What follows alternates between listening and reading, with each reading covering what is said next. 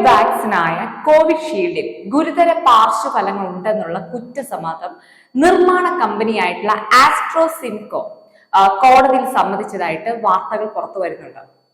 ഈ വാർത്ത പുറത്തു വന്നതോടുകൂടി ഈ വാക്സിൻ എടുത്ത ജനങ്ങളെല്ലാം വലിയ രീതിയിലുള്ള പരിഭ്രാന്തരായിട്ടിരിക്കുകയാണ്. കാരണം ശരീരത്തിൽ ഉണ്ടാവുന്ന ഈ ചെറിയ ചെറിയ ശാരീരിക ബുദ്ധിമുട്ടുകൾ പോലും ഇതുകൊണ്ടാണ് സംഭവിക്കുന്നതെന്ന് പറഞ്ഞ് ജനങ്ങൾ വല്ലാതെ പേടിച്ചിരിക്കുകയാണ്. ഈ വാക്സിൻ എടുത്തവരുടെ രക്തത്തിലെ പ്ലേറ്റ്ലെറ്റ്സിന്റെ അളവ് കുറയുകയും അതുപോലെ തന്നെ രക്തം കട്ട പിടിക്കുകയും മരണം സംഭവിക്കുകയും ചെയ്യുമെന്നുള്ള വാർത്തകളാണ് ഈ പുറത്തു വന്നിരിക്കുന്നത്. യഥാർത്ഥത്തിൽ ഇവിടെ സംഭവിച്ചത്, ഇപ്പം UK 53 ആളുകളാണ് കോവിഷീൽഡിനെ അതിനെതിരെ കേസ് കൊടുത്തിരിക്കുന്നത്. ഈ സമയത്താണ് ആസ്ട്രോസെനേക്ക എന്ന കമ്പനി അവരുടെ സത്യവാങ്മൂലത്തിൽ പറഞ്ഞിരിക്കുന്നത് എന്താണെന്ന് പറഞ്ഞാൽ, ഈ ഒരു വാക്സിൻ എടുത്താൽ ക്ലോട്ട് ഉണ്ടാകാനുള്ള സാധ്യതയുണ്ട് എന്നുള്ളതാണ്. ഇതും കൂടി ജനം കേട്ടപ്പോ വല്ലാണ്ട് പേടിച്ച് എന്ന് തന്നെ പറയാം. കാരണം ഇന്ത്യയിൽ ഏറ്റവും കൂടുതൽ ആളുകൾ എടുത്തിരിക്കുന്നത് ഈ കോവിഷീൽഡ് ആണ്. ഈ ഞാനടക്കം ആ ഒരു വാക്സിൻ ആണ് എടുത്തിരിക്കുന്നത്. പക്ഷെ കമ്പനി സ്ട്രോക്ക് വരാനുള്ള സാധ്യതയെ കുറിച്ച് പറഞ്ഞപ്പോൾ അത് എത്ര ശതമാനമാണെന്നുള്ള ഒരു കാര്യം മാധ്യമങ്ങൾ ചൂണ്ടിക്കാണിച്ചിട്ടില്ല.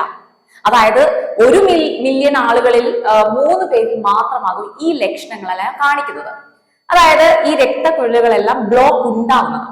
ഇവിടെ എടുത്തു പറയാനുള്ളത്, വാക്സിൻ എടുത്ത ആദ്യത്തെ ഒരു 1.5 മാസത്തിലാണ് ഈ രക്തം കട്ട പിടിക്കുന്നത്, അങ്ങനെയുള്ള മുതലായ ലക്ഷണങ്ങളെല്ലാം സംഭവിക്കുന്നത്.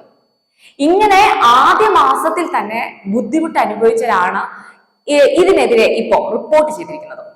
അല്ലാതെ വാക്സിൻ എടുത്തവർക്ക് മുഴുവനും പ്രശ്നത്തിലാകുമെന്നുള്ള രീതിയിൽ ഉള്ള തെറ്റിദ്ധാരണകളാണ് ഒരുപാട് മാധ്യമങ്ങൾ പ്രചരിപ്പിച്ചിട്ടുള്ളത്. പിന്നെ വാക്സിനുകളെല്ലാം പ്രശ്നമാണെന്നുള്ള രീതിയിൽ പ്രചരിപ്പിക്കുന്ന ഒരു വിഭാഗം ലോകത്തുണ്ട്.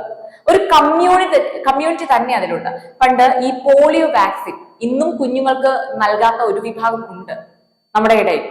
ഈ ഇസ്ലാമിക വിഭാഗത്തിൽ അവരുടെ മതം തന്നെ അവരെ പഠിപ്പിക്കുന്ന ഒരു കാര്യമുണ്ട്, പോളിയോ വാക്സിൻ എടുക്കരുതെന്ന്. ഇപ്പൊ ഈ മദ്രസ പഠനങ്ങളിലും അതുപോലെ തന്നെ മുസ്ലിം മത പണ്ഡിതന്മാരുടെ പ്രഭാഷണം എല്ലാം കേട്ട് അത് വിശ്വസിച്ച് പോളിയോ വാക്സിൻ ഒന്നും എടുക്കാത്ത ഒരുപാട് പേരുണ്ട് ഈ മുസ്ലിം സമൂഹത്തിൽ. എനിക്ക് പേഴ്സണലി അറിയുന്ന ഒരുപാട് പേരുണ്ട്.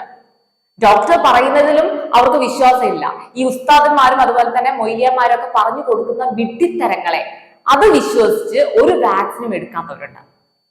ഇവിടെ ശാസ്ത്രത്തിന്റെ വലിയൊരു സംഭാവന തന്നെയാണ് ഈ വാക്സിൻ എന്ന് പറയുന്നത്.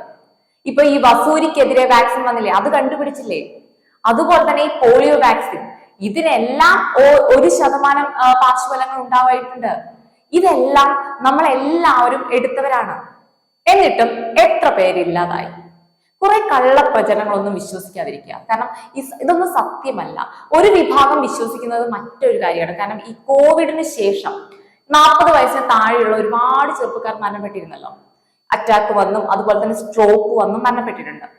ഈ ജിമ്മിൽ വർക്കൗട്ട് ചെയ്തുകൊണ്ടിരിക്കുമ്പോൾ കുഴഞ്ഞു വീണ് മരണപ്പെട്ടു എന്നുള്ള സംഭവങ്ങൾ നമ്മൾ കേട്ട് കാണും. ഇതൊന്നും ഈ കോവിഡ് വാക്സിൻ എടുത്തിട്ടെന്നാണ് ഒരു വിഭാഗം വിശ്വസിച്ചിരിക്കുന്നത്. കോവിഡ് വന്നവരില് 3 വർഷത്തോളം അമിത വ്യായാമങ്ങൾ ചെയ്തു എന്നുള്ള നിർദ്ദേശങ്ങൾ ഡോക്ടർമാർ പറയുന്നുണ്ട്. വാക്സിൻ ഒരിക്കലും ഇതുപോലുള്ള സഡൻ ഡെത്തിന് കാരണമാകുന്നില്ല. അത് ഈ ക്രിട്ടിക്കൽ ആയിട്ട് കോവിഡ് വന്നവർക്ക് അമിതമായിട്ടുള്ള ശാരീരിക അധ്വാനങ്ങൾ ചെയ്യുന്നത് മൂലമാണ് ഇത്തരത്തിലുള്ള മരണങ്ങളെല്ലാം സംഭവിക്കുന്നത്. ഇത് വാക്സിൻ എടുത്തത് മൂലമാണെന്നാണ് പ്രചരിപ്പിച്ചു കൊണ്ടിരിക്കുന്നത്.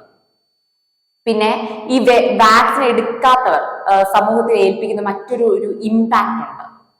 അതെല്ലാം ഈ സോഷ്യൽ മീഡിയ വഴി വലിയ രീതിയിൽ സ്പ്രെഡ് ചെയ്യുമ്പോൾ ജനം ഇത് കേട്ട് തന്നെ, അത് കേൾക്കുമ്പോൾ തന്നെ പേടിച്ച് കുഴഞ്ഞു വീണ് മരിക്കും. അങ്ങനെ ഒരു സ്ഥിതിയിലേക്കാണ് വരുന്നത്. ഇവിടെ പലതരത്തിലുള്ള വാക്സിൻ വിരുദ്ധത, അതുപോലെ മോഡേൺ സയൻസിനോടുള്ള അവജ്ഞത, ഇത് വളർത്തുന്ന ഒരുപാട് തൽപര കക്ഷികളുണ്ട്. ഇവിടെ കൂടുതലായും തെറ്റിദ്ധാരണകൾ പ്രചരിപ്പിക്കുന്നത് വ്യത്യസ്ത അന്ധവിശ്വാസമുള്ളവരും അതുപോലെ തന്നെ ഈ ഹൈലി റിലീജിയസ് ആയിട്ടുള്ളവരും അതേപോലെ ഈ മോഡേൺ സയൻസിനെതിരെ അതിനെ എതിർക്കുന്നവരുമൊക്കെയാണ്. ഇവിടെ ആവശ്യമില്ലാത്ത കുറെ ആശങ്കകളും അതുപോലെ തന്നെ തെറ്റിദ്ധാരണകളുമാണ് ഉണ്ടാകുന്നത്.